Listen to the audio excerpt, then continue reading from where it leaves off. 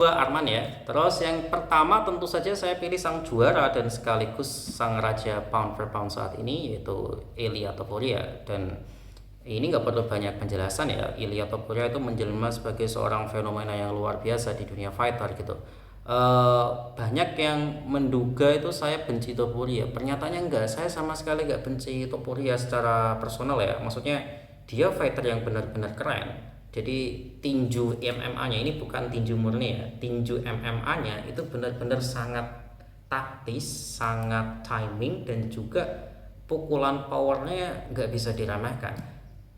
Topura itu tidak mukul yang keras loh, maksudnya gini, iya dia mukul keras tapi bukan yang terkeras. Itu diungkapkan langsung oleh Max Holloway. Max Holloway bilang kalau pukulannya Justin Gaethje itu lebih kuat daripada Topuria. Tapi yang membedakan adalah Gaethje itu kan brawl ya, maksudnya dia mukul cepat berdarah gitu. Tapi kalau Topuria itu beda, dia mukulnya pakai perhitungan. Jadi dia benar-benar mukul yang sekiranya membuat fighter tidur, mirip-mirip Conor McGregor gitu. Jadi yang ketika mukul mati lampu gitu, tidak yang mukul langsung berdarah gitu. Kecuali waktu lawan Charles ya, itu memang dagu Charles memang udah kebanyakan dipukul sih menurut saya sih. Tapi dia sangat presisi, betul-betul presisi. Cara dia memukulnya itu lebih bagus dari Justin Gaethje tentu saja. Tapi kalau kenceng-kencengan, kata Max lebih kenceng Justin Gaethje. Cuman kalau Topuria lebih presisi, dan menurut saya dalam MMA lebih berbahaya yang presisi itu tadi, karena kalau sekali kena dan tak udah gelap. Selain itu, Topuria juga memiliki kemampuan ground yang baik karena memang sebenarnya dia belajar gulat terlebih dahulu, baru belajar boxing untuk MMA gitu.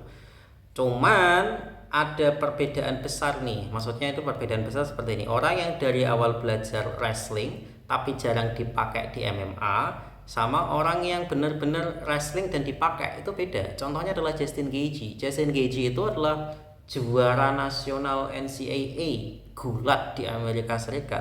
Tapi karena dia lebih sering pakai strikingnya dibandingkan pakai gulat untuk attack ya, attacking wrestling, ya kita tidak melihat banyak perkembangan dari gulat Justin Gaethje kecuali dari takedown defense-nya saja. Dan itu yang menurut saya pasti akan berpengaruh sih di Topuria sih. Memang betul dia jago di wrestling, tapi kalau nggak pernah dipakai, menurut saya pasti akan tidak sejago kalau orang yang aktif pakai, sesimpel itu. Dan waktu lawan Oliveira juga sedikit kelihatan kan. Bahkan lawan Bryce Mitchell pun juga Topuria kan sempat di bawah, didominasi sedikit oleh Bryce Mitchell di bawah seperti itu. Nah itulah yang jadi banyak anggapan Topuria takut sama Arman karena kemampuan grappling Arman itu juga mengerikan. Tapi saya tidak setuju ya, sejujurnya saya tidak setuju. Maksudnya kalau misalnya Ilia Topuria lawan Arman, itu saya langsung lebih jago Topuria untuk menang. Karena kemampuan boxingnya tuh keren banget. Di MMA ya, kalau di boxing beneran lawan Terence Crawford ya, saya merem milih Terence Crawford. Karena berbeda. Cuma di MMA itu benar-benar mengerikan sih Topuria gitu. Tapi saya melihat chance Arman menang itu ada.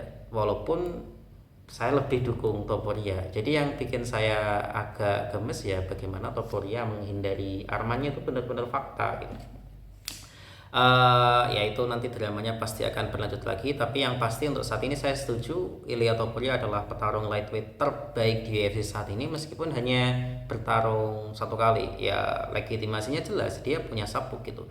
Masalah dia nanti penakut atau kabur dari Arman, nah itu urusannya dia lah gitu. Jadi banyak yang bilang kenapa kok Topuria itu nggak mungkin takut, nggak mungkin menghindari Arman, orang yang dituju adalah Islam Makhachev. Kok beda? Islam Makhachev itu exposure-nya tinggi.